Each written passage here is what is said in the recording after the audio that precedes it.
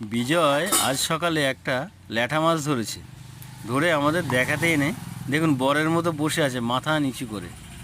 ও একটু বরের মতো স্বভাব আছে, একটু এ করলেই মাথা মানে বকাবকি করলেই মাথা নিচু করে থাকে।